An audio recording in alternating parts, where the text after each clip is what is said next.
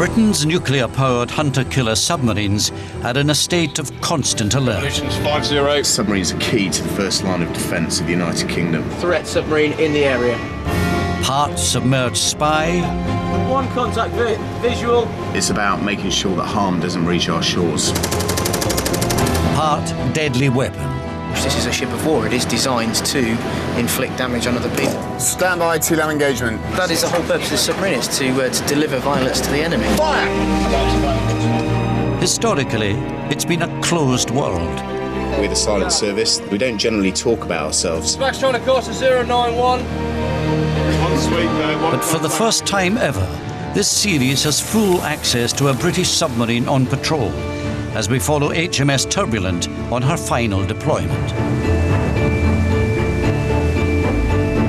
It's the story of 130 men in an isolated, cramped and close-knit world, thousands of miles from home and family. So I just thought I'd phone you up, tell you how much I love you. On a mission where discipline is paramount. You can get the odd fight. In 3 months, you've been in front of me twice, which I think is unacceptable. Teamwork is crucial. We're a brotherhood that drive this submarine. Amazing, isn't it? Middle of the ocean, British submarine, British helicopter, doing their jobs. And danger is ever present.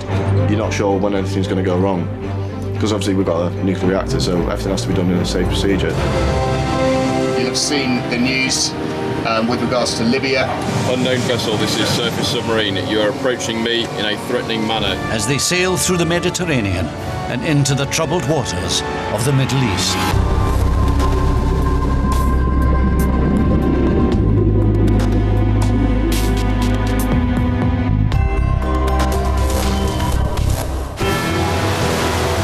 In this episode, Turbulent enters the danger zone. If we're going to be attacked by opportunist fundamentalists, it is going to be tonight. The next generation start training. Don't look so nervous, all right? And there's food for thought in the galley. Arrowroot. Can't say I've ever heard of it. Definitely never cooked with that.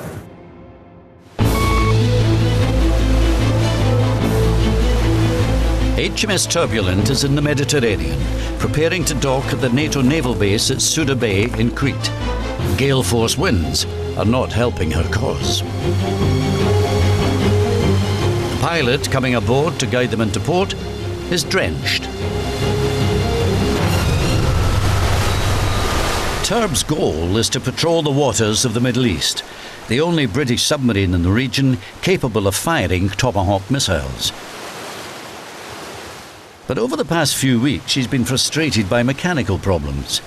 A fault in a steam generator came close to scuppering her involvement in the recent NATO operation against the Libyan regime in the central Mediterranean.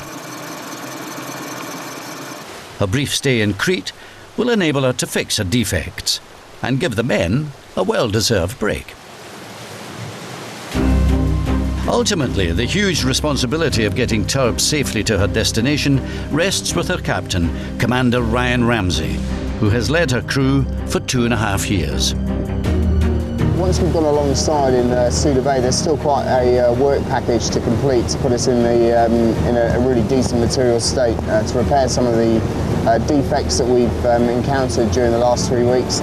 We need to store ship back up to 90 days and then we should be ready to go. From Suda Bay, the most dangerous part of their mission will take them into 2 choke points, the Suez Canal and the Bab el Mendeb Strait. They will then enter the troubled waters of the Indian Ocean en route to Fujairah. The next big challenge is to get through Suez itself, which is no mean feat with a nuclear submarine, lots of merchant vessel traffic, the restrictions that the canal has on it itself.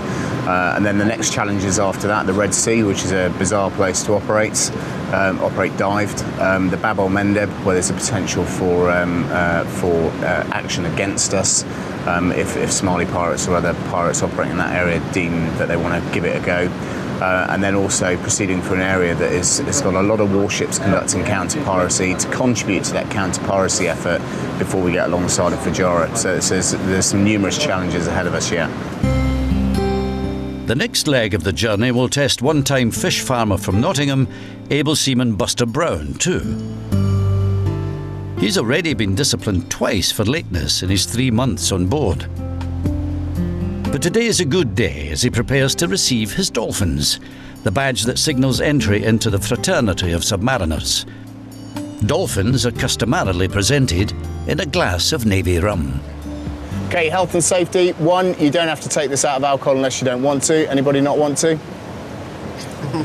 2, do not swallow the dolphins, catch them in your teeth. And 3, if you're going to hurl, make sure you do it into the bucket down there.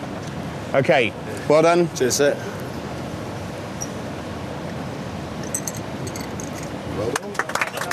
That was like water. On receiving his dolphins, Buster joins the procession of officers and enlisted men heading off for 2 days shore leave. Loving it. Sleeping quarters on board are so cramped that the men are allowed to stay in hotels when they're in port. As they head for their accommodation, the planning starts for a night out on the tower.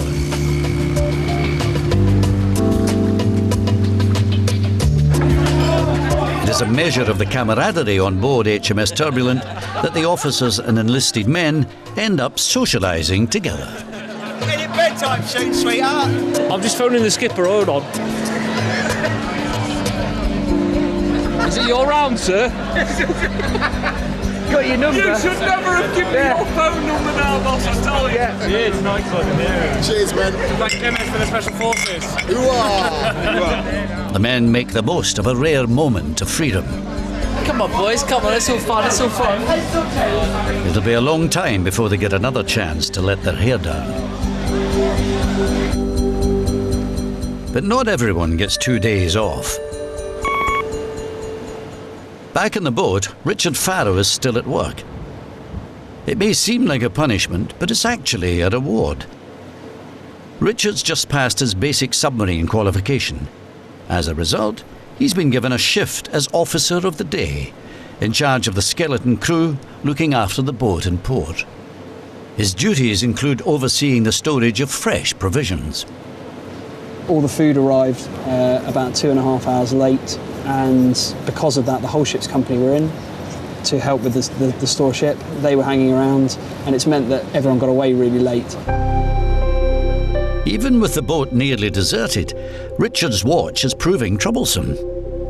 He's clearly unsure about the procedure that ensures there is sufficient air in the ballast tanks. Oh, don't forget, for the EXO, get a decent set of tank dips done overnight, so they're ready to go. Vents and blows, as they're called, ought to be a relatively simple procedure. Just brief me on the, Chief, just brief me on the stages as we go through. Richard is supposed to be ensuring that everyone's following the proper safety measures, but it's not going to plan. Stand by. Ship control. We didn't do the warning pipe, and it was just a comms breakdown between me and the Chief Stoker. We didn't do the warning pipe. We're then going to do the 2-second blow properly, then do the vent. They're not happy with the procedure. There's more than protocol at stake here. Richard's career prospects may depend on getting this right. It's fair to say he struggled to make the grade in terms of the logistics officer and what we're expecting from him. To either pick up the bat and run, in which case he'll start to live into the standards we expect of him, or he'll continue a downward spiral, in which case then we may pursue an administrative process to remove him from the submarine. I've done lots of officer day duties before on Vanguard class submarines, and this is way up there with as challenging as they've been. And it's not necessarily that that there's been that many officers of the day problems, but there have been logistics problems as well. So that made it a very challenging day while all that was happening. So, I mean, after we've done the... Richard needs to master his various roles, and quickly. Tomorrow, it's back to sea as the mission resumes.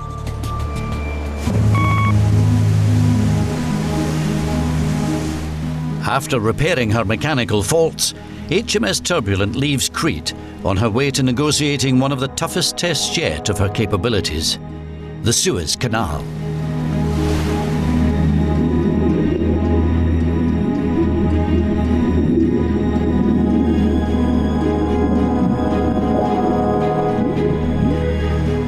While taking on stores in Suda Bay, Turbs picked up 4 young trainee submariners. The man in charge of settling them in is Chief Petty Officer Matt Ling. He joined the Navy as a 16-year-old, so he knows just how they feel. All right, don't look so nervous, all right? How's your first 12 hours on a submarine been like? Surprising. Yeah. Surprising? Yeah. I'm in the process of lining you up with some sea daddies, okay, and what they're going to do is they're going to look after you. They're going to guide you in the right direction. It is their first time at sea. They're very green. Even the questions like what time do we eat, what time do we go to bed, everything. We have to spoon feed them information. And they've done specific submarine training. That's classroom based. Now they join us to consolidate that training in a wet phase. They've got a target date, which I think is around about the middle of May, to get their dolphins on their chest and become qualified submariners. And the only way they can do that is by spending time on a submarine, learning the systems, knowing how a submarine works. Turbs has made it safely through the Mediterranean. But now she must transit the 100-mile-long Suez Canal. It'll save them sailing round the whole of Africa, but it's no simple task. The canal is one of the world's busiest shipping lanes. Worse, Turbs has to navigate it while surfaced, which makes the transit even more dangerous. The professional stakes are high for Commander Ramsey and his crew. He will be the first captain to sail a British submarine through the canal since Egypt was rocked by revolution, and the country remains unstable. Also under immense pressure is the navigator, Gareth Griffiths. Born at Langley Air Force Base in Virginia, he must chart the course that guides the submarine and her payload safely through the narrow channel. But he will need help from the Egyptian authorities to pull it off. They provide us with the Egyptian Army escort for the entire transit, 1,600 troops, and yeah, £500,000. So it's a lot of money to get through. The consequences of having any UK warship attacked on the way through the Suez would be quite disastrous. One of the boat's most experienced lieutenants, John Lewis aspires someday to command his own submarine. For now, he's leading the watch on this phase of the transit. A submarine by its very nature isn't at home on the surface. She's not manoeuvrable, she's slow to respond. You've got a lot of merchant vessels anchoring in close proximity to each other, so manoeuvring in and around the ships is quite difficult in itself. Coupled with that, the language difference, obviously the Arabic port control, they do speak English, but with any language gap, there's always a little bit of uncomfortable miscomprehension, which can lead to large merchant vessels coming very close. So it's a lot of concentration required in all the watchkeeping positions. Turbs joins the queue for the southbound convoy at Port Said. Surrounded by a mass of colossal shipping, she faces a monumental challenge navigating to her designated waiting point. So her crew could do without having to battle the plague of tiny bugs swarming off the Egyptian coast.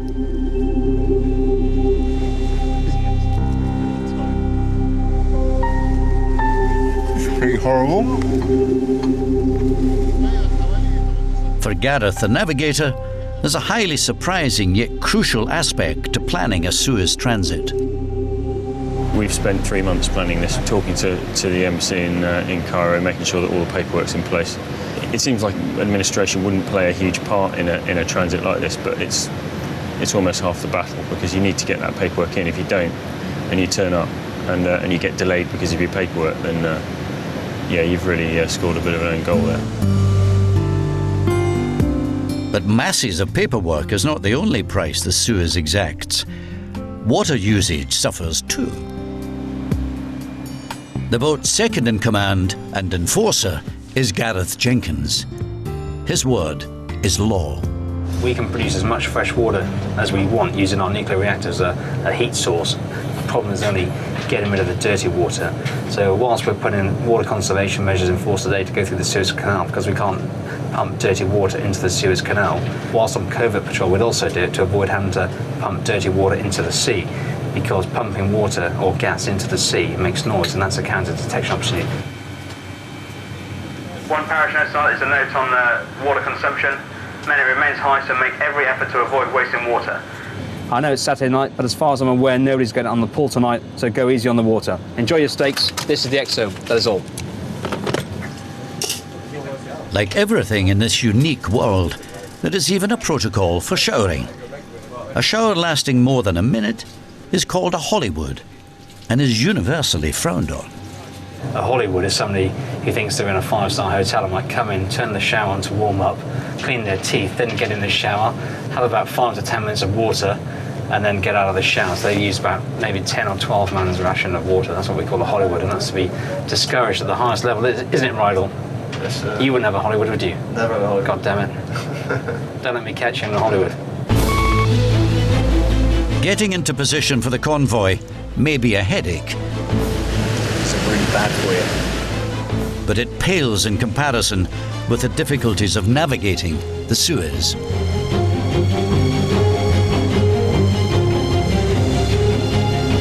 Depth of the channel is maintained at 22.5 metres. Sounds like a lot, but we can draw 10. So it's only 10 metres to play with in terms of distance from going aground. If you have a steering gear failure in the canal, you're going to be going aground pretty quickly. Meanwhile, the Egyptian authorities have huge diplomatic capital invested in Turbs negotiating the Suez without incident. Hence the military helicopters and the army battalion they assigned to protect her. Failure is not an option for either party.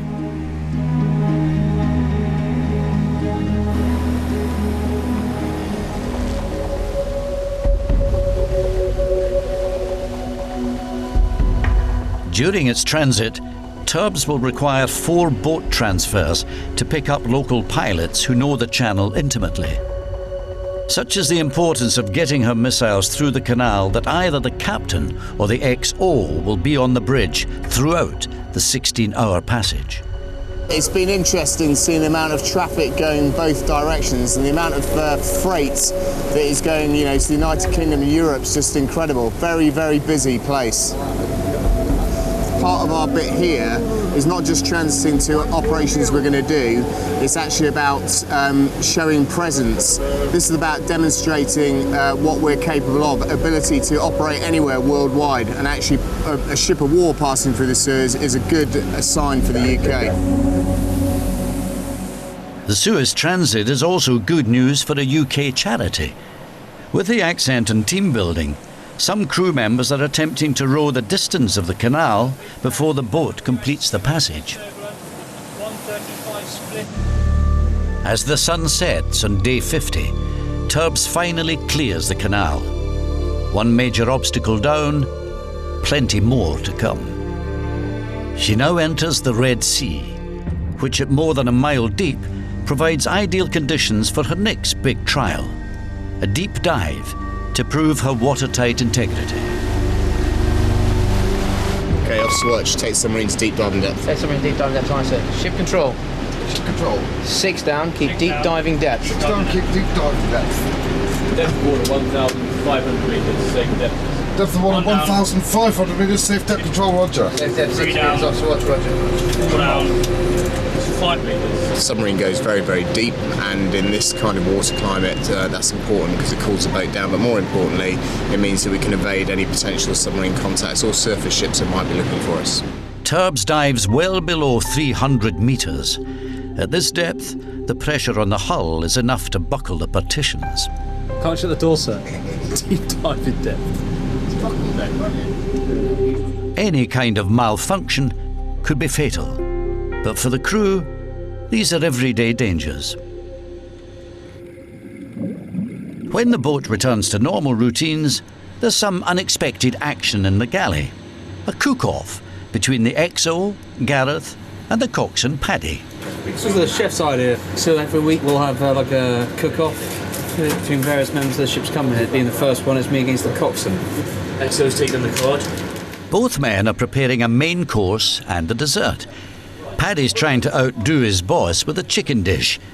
Meanwhile, Gareth's got something fishy up his sleeve. Arrowroot. Can't say I've ever heard of it. Definitely never cooked with that. We're making North Atlantic cod wrapped in Parma ham with ribbons of carrot and coriander, and followed up by a orange and lemon pancetta. Right, the mushrooms are concerning me. The mushrooms are just sitting there. Your mushrooms are concerning me. Watch your fingers, right? What, how much of this? All of it? What's that, Coxon? That's me fond of potato soup. Oh, potato. There's posh.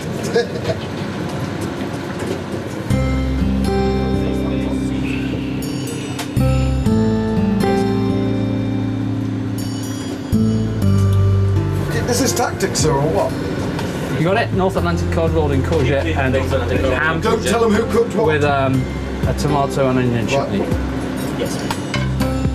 Finally, the meals are presented to the panel of judges, comprising the captain, head chef, and the chief stoker.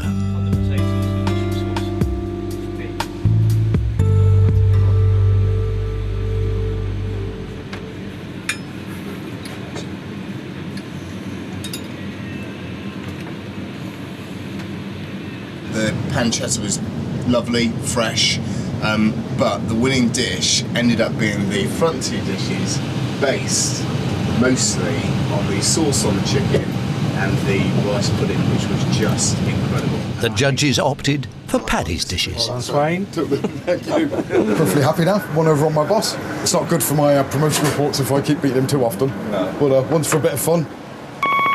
Hatch up.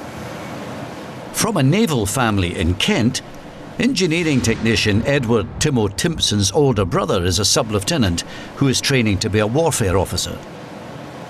Now, after much deliberation, Timo has decided to put his name forward for officer training too.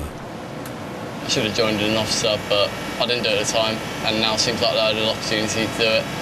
To achieve that, you have to get your papers raised. So you go to the table, and the commanding officer will raise your papers. You go for a requestman. The DWO, who will become my divisional officer, who writes my reports. He will set me like leadership tasks, and for example, I helped organise the rowing of the Suez Canal with the queso. So it's just things like that which give you a chance to kind of do some leadership, and just so command can see how you react and that kind of thing. When it comes to doing Turb's dirty jobs, Dan Gardyne tops the list. The veteran submariner has been chosen to be a sea dad and train one of the wannabe submariners. Happy days. Tell me what these are and what they do. We get these guys come on board, new SMQs, looking to get their BSQ and their dolphins, and rather than them walking around aimlessly, sort of looking at things, trying to figure out what's going on, we assign them a sea dad, which is basically like a senior guy that's qualified that they can learn from. It's always good to be a sea dad. It's always a good reminder to oneself. Anything that you might have not done over the years, you know, you sort of have a tendency to remember again and think, oh shit, yeah, I've just got to show him this, and you remember it yourself. After his recent brushes with authority, Buster seems to be turning himself around. With Matt's help, he too is focusing on improving his skills. Yeah, he's my divisional officer, so if I want, anytime I'm in the trouble, he can kind of represent me, if you like, and don't get me wrong, he'll pick me up for my shortcomings, but he'll put me in for the good things I've done as well, you know. I will dedicate an awful amount of time to somebody who wants to learn, and over the last few weeks, he has shown me a high level of commitment. It's still a professional relationship. I mean, we're not drinking buddies. However, I'm starting to see the upward trend of his performance now. He's getting there. Yeah, I'm not a career criminal or anything. I was 2 hours adrift, and you know, 2 hours late. Obviously, I've got to do the punishment. But I'm not planning on getting in the shit again. In the galley, there's a reminder of just how isolated from the outside world life on board the submarine can be. It's making some hot cross buns today. It's Good Friday. We forgot. We've just been told. So quickly I had to just make up 130 odd of hot cross buns. The thing is, you don't realise what day it is. It's only when someone tells you, think, oh yeah, Easter.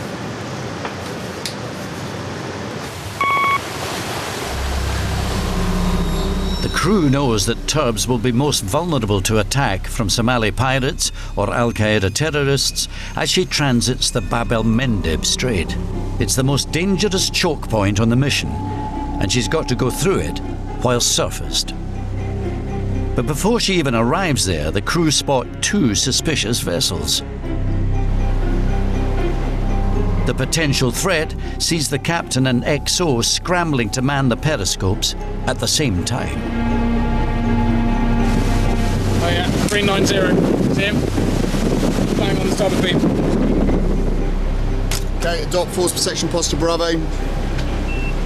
Adopt force protection posture Bravo. Actually, we've encountered them earlier than we thought. Two skiffs, so small boats with lots of people inside them, just loitering. They've got generally RPGs and also AK-47s is what they're armed with. Damage to the submarine is something that can happen, but it's the people that I'm most concerned about. We can withstand damage. Actually, it's making sure my men are safe. The officer of the watch issues a warning. Unknown vessel, this is Surface Submarine. You are approaching me in a threatening manner. Your intentions are unclear. Please turn away immediately. Can't determine how many people are on deck. The brief encounter ends without incident, but the vigil continues. The most dangerous part is yet to come, and that's the next 12 hours.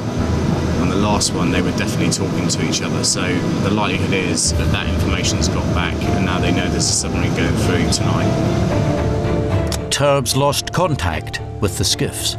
Not knowing if they're following or if others are waiting for her at the strait is going to make it a long night for the crew.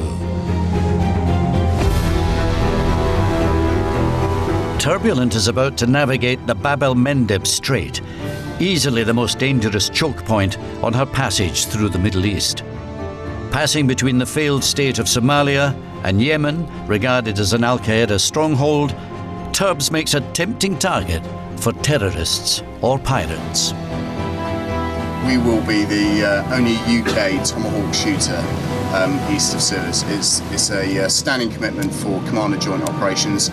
We're one of his first strike assets should he need to use it, and actually an attack on us that damages that capability removes it from his order of battle.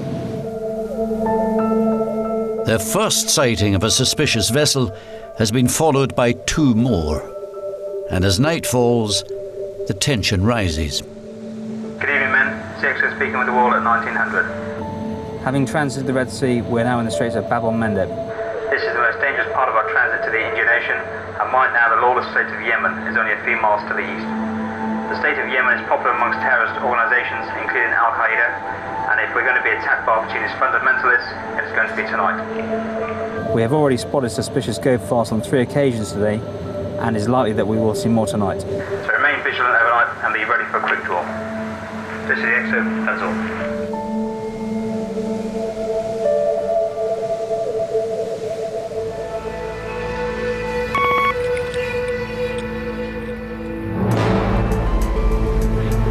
Braking, clear, well. It's been an anxious night for everyone. But as dawn breaks, it's clear that Turbs made it safely through the strait. Now in the Indian Ocean, Turbs is gearing up for a different threat. Being seen from the air is one of the greatest dangers for any operational submarine. An aircraft can spot one at depths of up to 100 feet in clear water. One sweep. So today she's joining forces with a helicopter from a British Royal Fleet auxiliary ship in the region. They're going to help sharpen each other's skills by playing a game of cat and mouse across miles of open sea. Warner, any indication of a mode change that he's counter-detected us, I want to know. We'll be dropping all the masts except search and seeing how he gets on from there. For this part of the exercise, Turbs is going to give the helicopter a fighting chance. She's arranged to appear at several pre-arranged points to help her airborne colleagues. Ideally, we want to practice staying undetected by the helicopter to keep our own skills up to date, but also it's an expensive asset, as I'm sure you can appreciate. So for the first part of this serial, we've been fast and deep and acting in an evasive manner, trying to break contact from the initial contact they had at periscope depth. And now what we've done is we've come shallow, made a lot of noise in the water, steering towards them a little bit so their sensors have a better chance of picking us up, so they can get us and then track us and improve their own OC. But even when she's trying to be seen, it seems Turbs isn't an easy target. Despite our best efforts, there's no indication of counter-detection from the aircraft at this range. I believe this is probably because we've had to displace ourselves to the north of the merchant vessel lane.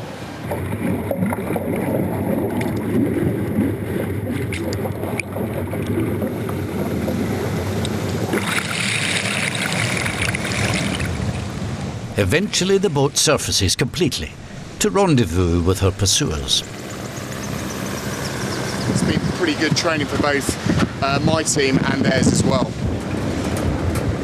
Amazing, isn't it? Indian Ocean this is, effectively, Gulf of Aden, British submarine, British helicopter, doing their jobs. Quite incredible.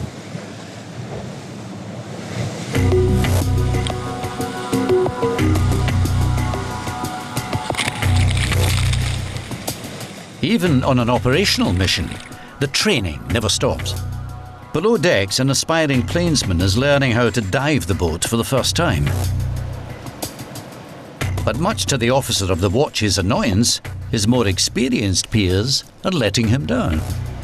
Panel, cut, WT. Fellas, switch on. Ship control, you're 8 deep, he's reported washing, get the revs on. All positions, Officer Watch. Hold reports. Gentlemen, the performance so far this morning has been lacklustre and the drills have been poor. We need to sort this out before we go any further. You know your drills are better than that. Don't let that happen again, alright? Officer Watch. Washing. Don't do radar answer. 5 deep. Panel. 6 deep. John offers a bit of expert coaching to the trainee. All, and I mean all of your problems are because you're wound up like a top on now. Yeah. So you're snatching at the stick. Yeah. All right. At slow speeds, you've got to allow the planes to bite in effect. Yeah. All right. So by giving them all of this, all you're doing, waving them everywhere, putting stress on the plants. Yeah. All right. And you're not giving them a chance to react. All right. But I can't say I'm recommending you for a qualification until I know you can come on there relaxed. As soon as you get your head sorted, you're there. You can play. Yeah. All right. So good work, good effort. All right. Good work for a first dive. But not everyone gets off so lightly. That was the worst dive we've ever done, and the worst I've seen since we started workup. Everybody in here, except Logs H, who was a trainee, has done this countless times.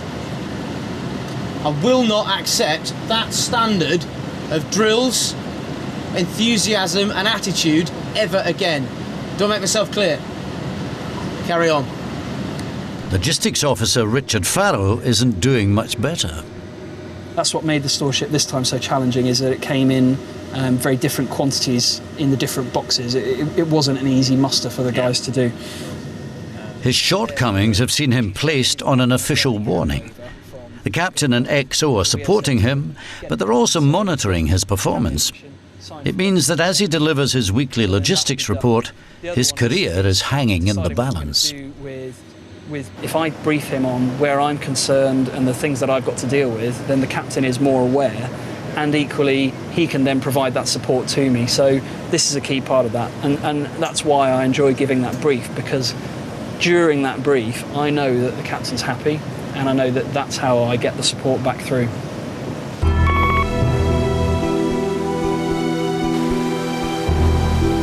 Submarines have always been a dangerous place to work. There are limited means of escape in an emergency. Coxswain Paddy Parsons is taking the trainee submariners through the escape hatch drill. Right, to set the scene, HMS Turbulent is conducting a period of dived operations in the Red Sea. Whilst at periscope depth, there is a large bang, and the submarine is sent to the seabed, some 100 metres below. Losing their air supply can be fatal. Suffocation is a major source of submarine catastrophe. so oxygen candles are carried to generate breathable air. But they have their own risks. There was an incident involving the explosion of an oxygen candle some years ago now, in which 2 members of the submarine service died, one of whom was a friend of mine. And he really found out when his picture came up on the TV. I saw his face smiling back at me. I recognised him immediately, and the first thing I remember was that he used to flick my ears when I was on the periscope. Okay, the candles will get hot and will expel oxygen into the compartment for the survivors to breathe.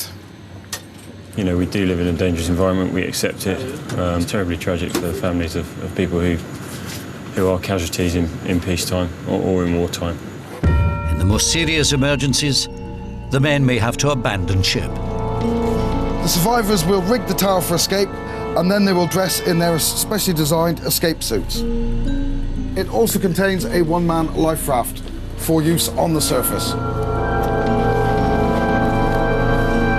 But most of the men take the mortal dangers of submarine life in their stride.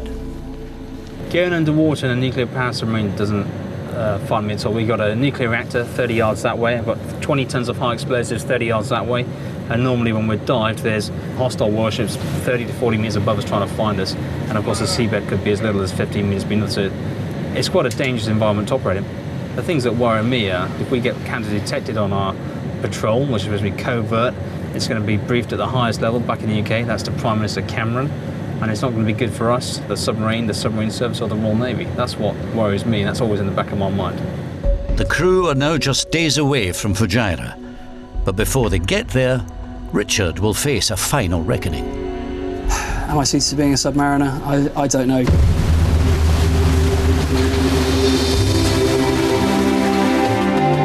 After safely navigating the Suez Canal, negotiating the Red Sea and transiting the Bab el Mendeb Strait, HMS Turbulent is days away from the port of Fujairah.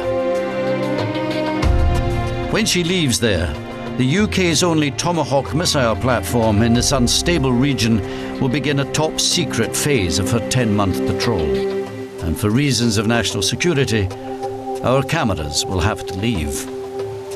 They're now on patrol in one of the world's most unstable regions, and the area is about to be shaken up once again. We've had news in today that Osama bin Laden, the head of Al-Qaeda, was killed very recently by US forces within Pakistan. And that's got quite an impact now. Actually, you know, one of the reasons we're here is to stop terrorism going to the UK shores. The impact of his death is going to be one of two things. It's either going to stop Al-Qaeda in its path, or it creates more heads, so to speak, and actually compounds the problem, and it's going to make our time exceptionally busy operating east of Suez.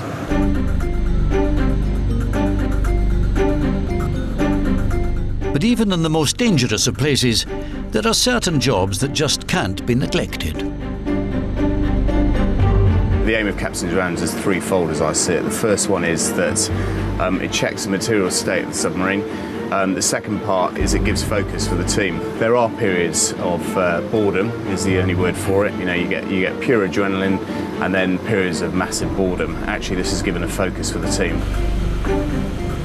Help you blow APS and AMS ready for rounds. Okay, we'll do it the other way around if that's all right. And the third part is making sure that we're proud of our submarine before we present it for diplomatic purposes alongside in Fujairah.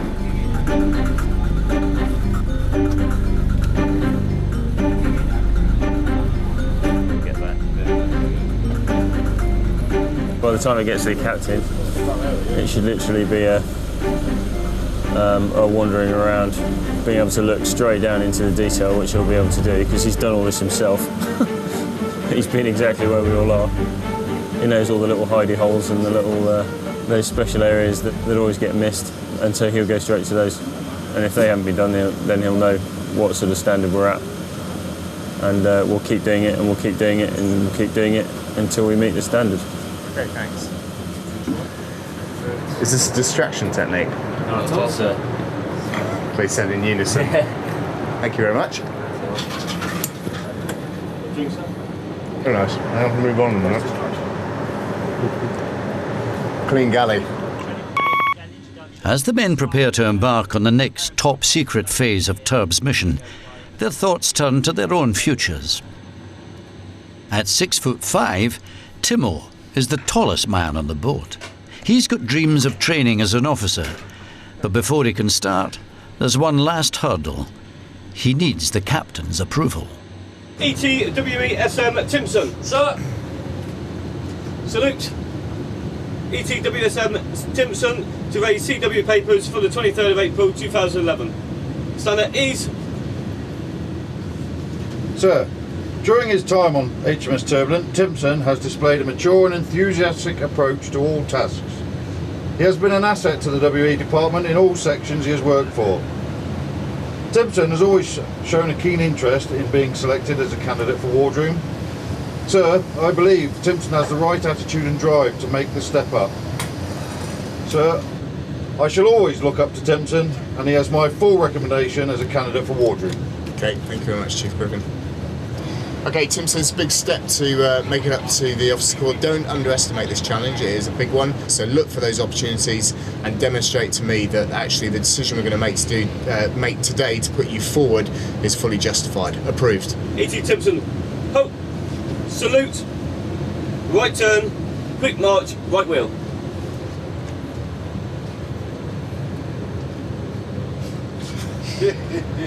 Good one, Chief Griffin. Okay, thanks very much.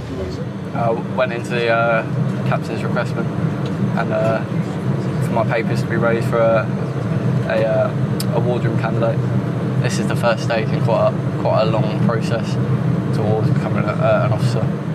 Meanwhile, Richard Farrow's once glowing prospects have faded. Over the last few weeks, the logistics officer has not lived up to expectations. On the professional side, yeah, things haven't gone quite as well as I would have hoped, and my aspirations, I think, have changed somewhat. I've been placed upon officers' quarterly warnings, which, if followed to completion, would lead to my dismissal from the service. Realistically, that my position is untenable on board this submarine. Am I suited to being a submariner? I don't know. Probably not, if I'm really honest with myself. 18 metres. The submarine service isn't for everybody. It's an exceptionally difficult job. It's an exceptionally difficult environment.